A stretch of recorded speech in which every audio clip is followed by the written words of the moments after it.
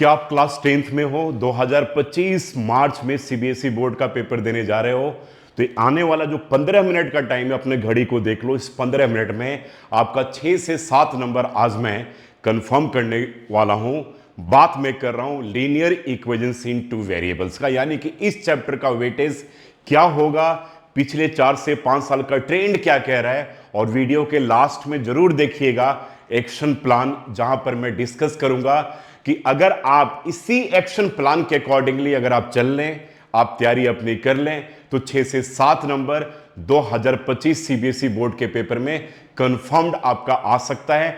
चलिए बात ज्यादा नहीं बनाते हैं और टॉपिक को स्टार्ट करते हैं। तो सबसे पहले बात करते हैं मार्क्स डिस्ट्रीब्यूशन, जिसके लिए मैंने आधार यानी कि बेस जो लिया है लास्ट 3 to 4 ईयर्स का सीबीएसई बोर्ड का क्वेश्चन पेपर और सैंपल पेपर का लिया है। तो सबसे पहले स्टार्ट करते हैं। देखिए आपके सामने एक पूरा कंप्लीट ट्रेंड्स आपको दिख रहा है, जहां पर मैंने टॉप पे लिखा भी हुआ है कि 3 to 7 मार्क्स का इस चैप्टर का वेटेज 2025 सीबीएसई बोर्ड का पेपर में होना है।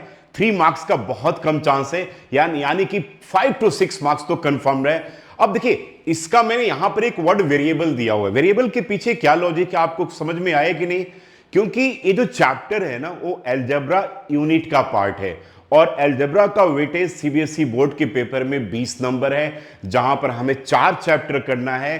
Polynomials, linear equations in two variables, quadratic equations and arithmetic progressions. ये 4 चैप्टर आपके बनते हैं। तो 4 चैप्टर में पॉलिनोमियल को ऑलरेडी मैं डिस्कस कर चुका हूं। दूसरा उसके बाद का चैप्टर है लीनियर इक्वेशन। लीनियर इक्वेशंस में और क्वाड्रेटिक इक्वेशंस में 36 का आंकड़ा है, यानी कि दोनों में बहुत सारी लड़ाई होती है। कभी क्वाड्रेटिक का वेटेज अगर बढ़ गया सीबीएसई बोर्ड में तो लीनियर का घट गया, कभी लीनियर का बढ़ गया तो क्वाड्रेटिक का घट गया। यूजुअली क्वाड्रेटिक का नहीं घटता है।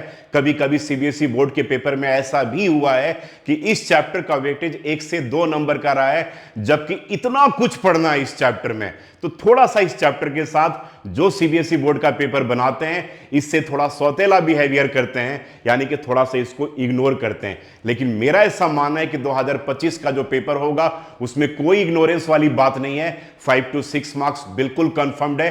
तो एक्शन प्लान जरूर देख लीजिएगा। उसके पहले बात करते हैं इसके ट्रेंड्स के ऊपर कि ये इतना मार्क्स मैं किस ग्राउंड पे बोल रहा हूं। तो मैं बातें नहीं बना रहा हूं, मैं टू द पॉइंट आपसे डिस्कशन कर रहा हूं कि क्यों 5 to 7 मार्क्स का इसका वेटेज है।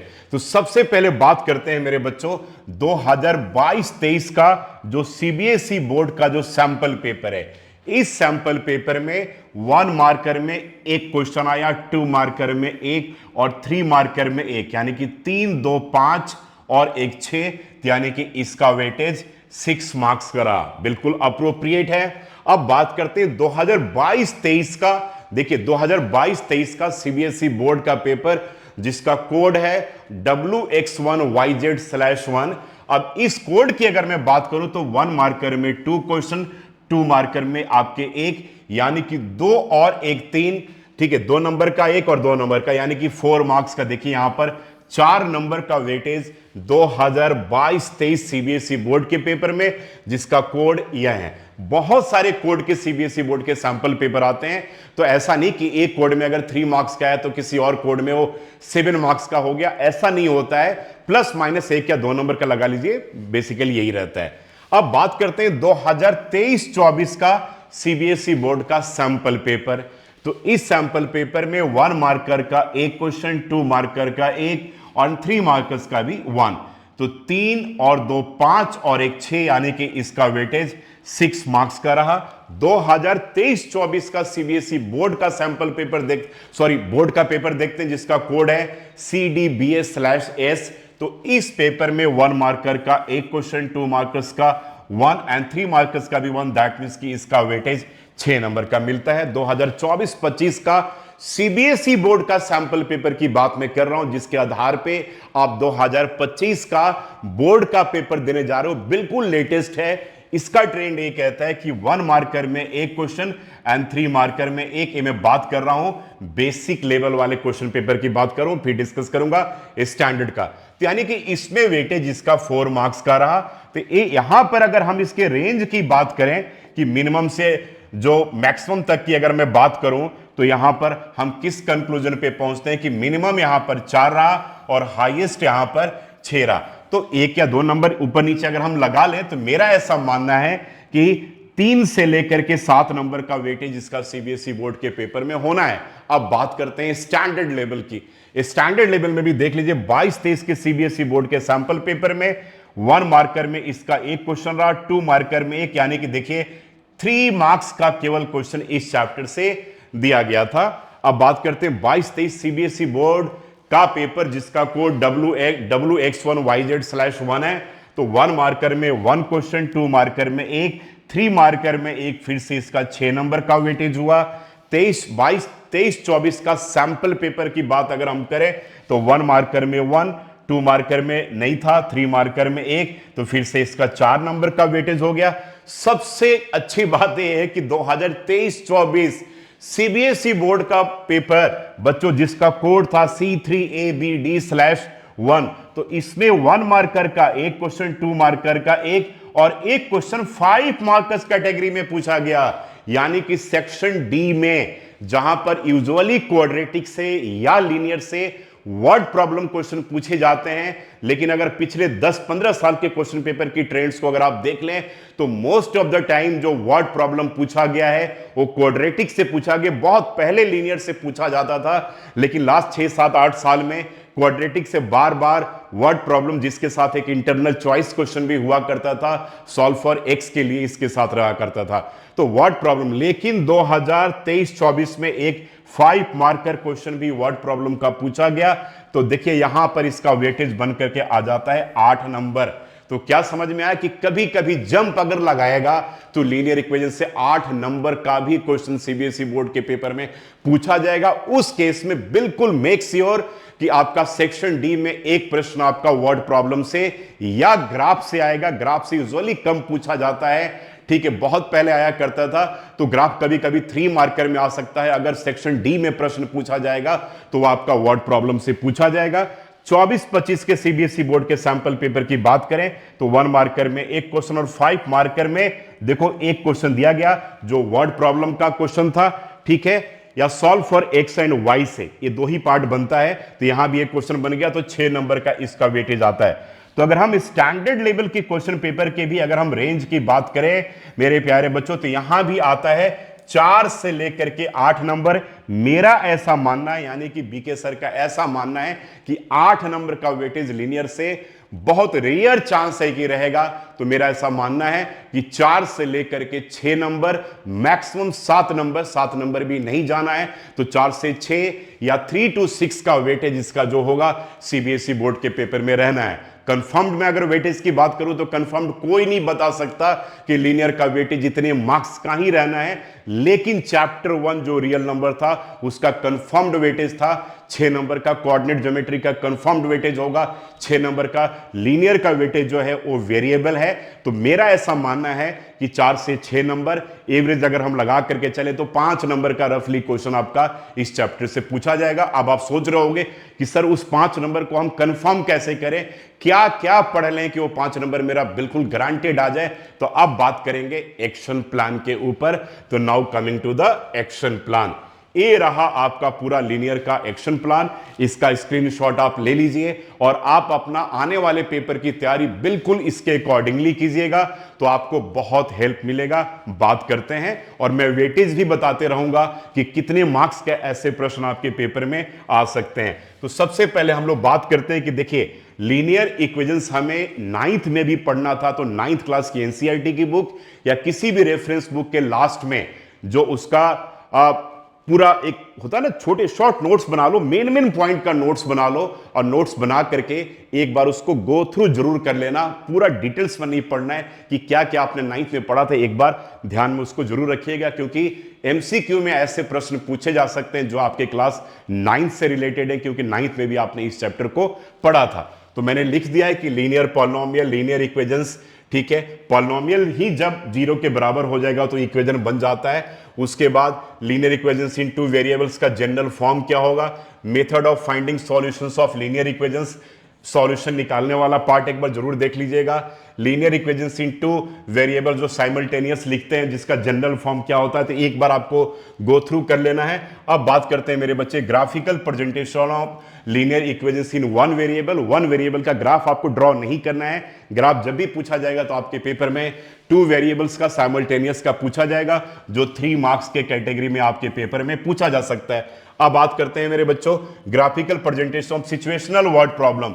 सिचुएशनल वर्ड प्रॉब्लम का मतलब ये हो गया कि वर्ड प्रॉब्लम्स का कोई क्वेश्चन दे रखा होगा और उसके बाद उसी के बेस पे आपको ग्राफ ड्रॉ करना होगा। अगर ऐसा प्रश्न सीबीएसई बोर्ड के पेपर में आएगा तो ये 5 मार्कर यानी कि सेक्शन डी का पार्ट होगा, क्योंकि वहां पर वर्ड प्रॉब्लम भी है, ग्राफ भी ड्रॉ करना है। लेकिन मेरा ऐसा मानना है कि ऐसा यूजुअली आएगा नहीं, या तो सिंपल आपका वर्ड प्रॉब्लम से क्वेश्चन पूछा जाएगा एप्लीकेशन बेस्ड, या ग्राफ अलग से आएगा ग्राफ ड्रॉ करने के लिए। ग्राफ में यूजुअली यूनिक सॉल्यूशन से क्वेश्चन पूछा जाता है, जहां पर ट्रायंगल के तीनों वर्टिसेस, उसका एरिया फाइंड करना, ये जरूर ध्यान रखिएगा। और एलोंग ट्रायंगल जो बन रहा है, एलोंग एक्स एक्सिस बन रहा है या एलोंग वाई एक्सिस। बहुत बार ग्राफ में ऐसा लगता है कि यार ट्रायंगल तो वाई एक्सिस के एलोंग भी बन रहा है और एक्स एक्सिस के भी एलोंग बन रहा है।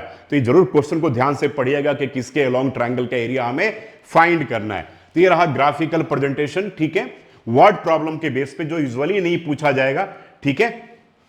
तो चलो भाई, ग्राफ आ गया आपका 3 मार्क्स का। अब आते हैं बच्चों की किसी भी लीनियर इक्वेशन को सॉल्व करने के हमारे पास 2 मेथड होते हैं। पहले 3 हुआ करता था, एक एलिमिनेशन, एक सब्स्टिट्यूशन और एक क्रॉस मल्टीप्लिकेशन। क्रॉस मल्टीप्लिकेशन आपके सिलेबस से रेशनलाइज्ड हो गया है, इसलिए इससे क्वेश्चन नहीं पूछा जाएगा। एलिमिनेशन से और सब्स्टिट्यूशन से बहुत बार बच्चे यह भी पूछते हैं कि क्या सर क्वेश्चन पेपर में यह लिखा हुआ आएगा कि यूजिंग एलिमिनेशन मेथड या सब्स्टिट्यूशन मेथड। देखिए, मेरा ऐसा मानना है कि जब क्रॉस मल्टीप्लिकेशन मेथड हुआ करता था तब लिखा हुआ खास करके आता था कि यूजिंग क्रॉस मल्टीप्लिकेशन मेथड।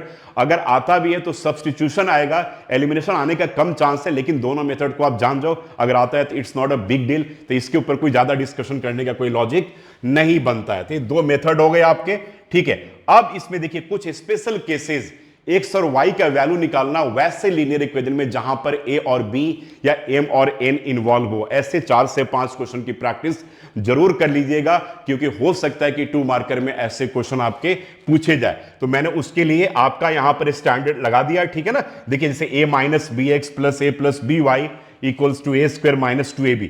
तो ऐसा मैंने एक एग्जांपल देकर के आपको समझा दिया है। ऐसा 4 से 5 क्वेश्चन प्रैक्टिस कर लीजिएगा तो आप बिल्कुल मेरे प्यारे बच्चे सेफ हो जाएंगे। एक बहुत इंपॉर्टेंट क्वेश्चन बनता है यहां पर स्पेशल केस। देखिए, स्पेशल केस नंबर 1 हो गया जहां पर एक्स और y in terms of a and b. Special case number 2 हो गया जहां पर नंबर जो है ना डायगोनली इक्वल आते हैं। पिछले अगर 4 से 5 साल के क्वेश्चन पेपर को ट्रेंड्स देख ले तो कम से कम 3 बार ऐसा क्वेश्चन पूछा गया है। आई थिंक आप समझ गए होंगे। जैसे देखिए, यहां पर क्वेश्चन लिखा हुआ है कि 21x plus 47y equals to 110 और यहां पर 47x and plus 21y equals to 162। मैं इसको कहता हूं कि जब नंबर डायगोनली सेम दिखे, आपको देखिए यहां दोनों सेम दिख रहा है और यहां दोनों सेम दिख रहा है, तो ऐसे इक्वेशन को सॉल्व करना बहुत इंपॉर्टेंट क्वेश्चन बनता है। इसे हम यूजुअली क्या करते हैं, एक बार ऐड करते हैं और एक बार सब्ट्रैक्ट करके 2 सिंप्लीफाइड यानी कि 2 छोटे लीनियर इक्वेशंस बना लेते हैं। फिर उनको सब्स्टिट्यूशन से या एलिमिनेशन से किसी से भी आप उनको सॉल्व कर सकते हैं। तो this is one of the most important question, ध्यान रखिएगा। और यह क्वेश्चन भी आपके 2 और 3 मार्कर कैटेगरी में पेपर में पूछा जा सकता है। 13 स्पेशल केस यहां पर 2 बन गया। अब देखिए, मेजर जो पार्ट आएगा, जो सेक्शन ए का पार्ट होगा, जहां पर यूजुअली 2 से 3 नंबर के क्वेश्चन आपके 1 मार्कर में एमसीक्यू वाले पार्ट में हो सकता है, इंक्लूडिंग असर्शन रीजंस में भी पूछे जाए। तो वहां पर सॉल्वेबिलिटी ऑफ लीनियर इक्वेशन से बार बार क्वेश्चन पूछे जाते हैं। तो इन तीनों कंडीशन को जरूर ध्यान में रखना कि अगर सॉल्यूशन यूनिक होगा तो a1 by a2 not equals to b1 by b2। अगर सॉल्यूशन इनफाइनेटली मेनी होगा तो a1 by a2 equals to b1 by b2 equals to c1 by c2। And no solution के केस में a1 by a2 equals to b1 by b2 not equals to c1 by c2। Unique के case में consistent होगा, graph जो होगा intersecting lines होंगे, जिस point पे दोनों लाइन इंटरसेक्ट करेंगे वही उसका सॉल्यूशन कहा जाएगा। और यहां पर वर्ड जरूर याद रखिएगा, कंसिस्टेंट, यही सबसे ज्यादा इंपॉर्टेंट है। अगर ग्राफ जब भी आएगा तो यूनिक सॉल्यूशन से जुड़ा हुआ ग्राफ ही आएगा। इनफाइनेटली मेनी सॉल्यूशन के केस में ग्राफ एक दूसरे के ऊपर एक लाइन के ऊपर सेकंड लाइन क्या करता है, ओवरलैप कर जाता है। तो ओवरलैपिंग वर्ड जरूर याद रखिएगा, डिपेंडेंट वर्ड जरूर याद रखिएगा, कोइंसिडेंट वर्ड जरूर याद रखिएगा मेरे प्यारे बच्चे। और इस केस में ग्राफ नहीं पूछा जाएगा, मींस नहीं पूछा जाएगा, कोई टेंशन लेने की जरूरत नहीं है, ठीक है। तो एक आपके पास ये हो गया। और तीसरा कंडीशन है कि a1/a2 equals to b1/b2 not equals to c1/c2। इस केस में भी दोनों लाइन एक दूसरे के पैरेलल हो जाएंगे, यानी कि कोई भी सॉल्यूशन नहीं निकलेगा। ग्राफ यहां से भी नहीं पूछा जाएगा, इनफाइनेटली से भी नहीं पूछा जाएगा। ग्राफ आने का मैक्सिमम चांस है यूनिक सॉल्यूशन पे, और वहां पे ट्रायंगल को जरूर ध्यान रखिएगा। अब यहां से पूछा क्या जाएगा, तो याद रखिएगा सॉल्वेबिलिटी ऑफ लीनियर में जो 3 पार्ट होता है, unique solution, infinitely many solution and no solution. यहां पर के का वैल्यू या ए और बी का वैल्यू, खास करके ए और बी का वैल्यू इनफाइनेटली मेनी सॉल्यूशन के केस में, या के का वैल्यू यूनिक के केस में और नो सॉल्यूशन के केस में बहुत बहुत ही ज्यादा इंपॉर्टेंट सेगमेंट आप सबके लिए बनता है। तो अच्छे तरीके से अगर आप तैयार कर लें तो आपका पर्पस अच्छे पूरा कंप्लीटली सॉल्व हो जाएगा। तो ये रहा आपके पास unique solution, infinitely many solution, और नो सॉल्यूशन में लिख दिया के का वैल्यू या ए और बी का वैल्यू। अब आते हैं इसके बाद लास्ट सेगमेंट, बात करते हैं हम वर्ड प्रॉब्लम्स के ऊपर बात करते हैं मेरे प्यारे बच्चे। तो वर्ड प्रॉब्लम्स पे बहुत बड़ा डिबेट है यार कि वर्ड प्रॉब्लम्स किसका, ठीक है, क्वाड्रेटिक का या लीनियर का। तो मेरा अभी भी मानना है कि वर्ड प्रॉब्लम मैक्सिमम केस में क्वाड्रेटिक का पूछा जाएगा और लीनियर का। जैसे ही लीनियर से अगर नहीं पूछा जाएगा तो जो क्वेश्चन पेपर में जो क्वेश्चन वो शिफ्ट हो जाएगा, कहां पर, सॉल्वेबिलिटी में शिफ्ट हो जाएगा, या आ सकता है रेयर केस में ग्राफ आ सकता है। तो उस केस में इसका वेटेज जो है रिड्यूस हो जाएगा, यानी कि मैक्सिमम 4 से 5 नंबर का अगर आ गया वर्ड प्रॉब्लम तो मानकर चलिए कि इस चैप्टर का वेटेज कम से कम 7 से 8 नंबर का बन जाना है। बहुत सारे ऐसे वर्ड प्रॉब्लम है जो आपको लीनियर में भी पढ़ना है और क्वाड्रेटिक में भी पढ़ना है। काफी सारे बच्चों के प्रश्न आते हैं कि बीके सिंह सर, हम कैसे समझेंगे कि कोई भी वर्ड प्रॉब्लम क्वाड्रेटिक का है और कोई भी वर्ड प्रॉब्लम लीनियर का है। तो मेरे प्यारे दुलारे लाडले बच्चों, किसी भी क्वेश्चन में अगर प्रोडक्ट वर्ड यूज किया गया हो, देख लीजिए प्रोडक्ट, तो क्वाड्रेटिक का है। रेसिप्रोकल अगर यूज किया हो तो वो क्वाड्रेटिक का है। स्क्वायर वर्ड अगर यूज किया गया हो तो वो आपके पास क्वाड्रेटिक का। 3 आपको आप राम बाण आपको मैं बता दे रहा हूं, किसी भी प्रश्न में अगर स्क्वायर वर्ड कहीं भी दिख रहा है क्वाड्रेटिक का है, रेसिप्रोकल वर्ड दिख रहा है तो क्वाड्रेटिक का है, प्रोडक्ट वर्ड दिख रहा है तो क्वाड्रेटिक का है। ऐसे आप समझ जाइएगा। बाकी अगर नहीं दिखे, सिंपल पैटर्न पे दिखे, तो आपका प्रश्न जो होगा वो लीनियर से बनता है। अब लीनियर में सबसे पहले हम लोग बात करेंगे नंबर्स के बेस पे, जो खास करके हाईवे वाला प्रश्न आपके सीबीएसई बोर्ड के सैंपल पेपर में भी दिया गया है, लेकिन उस सीबीएसई एनसीईआरटी ने उसको हटा दिया है, लेकिन फिर भी दिया गया है। चलिए, ये तो माया है। अब बात करते हैं एज ग्रुप के ऊपर, फिक्स्ड एंड रनिंग चार्जेस के ऊपर, स्पीड एंड टाइम के ऊपर, और एक आप टाइप मिसलेनियस बना लें। और मिसलेनियस में क्या करना है, पीवाईक्यू यानी कि प्रीवियस 8 से 10 साल का क्वेश्चन पेपर के पैटर्न को देख लें कि कितने अलग अलग टाइप के क्वेश्चंस बनते हैं, वो आपका मिसलेनियस में हो जाएगा। तो आप अगर एक्शन प्लान में इसके अकॉर्डिंगली अगर आप चलते हो तो मेरा मानना है कि आपका एक भी प्रश्न सीबीएसई बोर्ड के पेपर में नहीं छूटेगा। आपको मैंने वेटेज बता दिया, वेटेज के अकॉर्डिंगली आपको प्लान करना है। तो करना क्या है, इसके स्क्रीनशॉट को आप एक बार ले लीजिए, मैं साइड हो जाता हूं। बाकी मैंने अपने वीडियो में टाइम स्टैम्प भी डाला हुआ है, तो बार बार उसको देख लीजिएगा, देख करके इसके अकॉर्डिंगली प्लान कीजिए और प्लान करके सीबीएसई बोर्ड का पेपर देने जाइए। आप 100% मेरी गारंटी है, मेरा 25 साल का टीचिंग एक्सपीरियंस की गारंटी है कि आप लीनियर में टोटली सेफ रहेंगे। बाकी मैं अपने चैनल पे यानी कि BK sir, B for Bombay BK sir channel पे आपका एसर्शन रीजन का टॉपिक लेकर आ रहा हूं, केस स्टडी लेकर आ रहा हूं, 1500 एमसीक्यू क्वेश्चन का सीरीज लेकर आ रहा हूं, मोस्ट इंपॉर्टेंट क्वेश्चन का सीरीज लेकर आ रहा हूं, और बाकी मैं मार्क्स डिस्ट्रीब्यूशन तो लेकर आ रहा हूं। तो कहीं आपको जाने की जरूरत नहीं है, केवल और केवल बीके सर के साथ टिके रहो अगले 4 महीने, और बड़े आराम से मजे में हंसते हुए एंजॉय करते हुए सीबीएसई बोर्ड के पेपर में 95% तक मार्क्स आप बड़े आराम से सेफ जोन में रह करके आप लेकर के आ सकते हैं। Thank you so much and God bless you all. ठीक है, बाय, टेक केयर।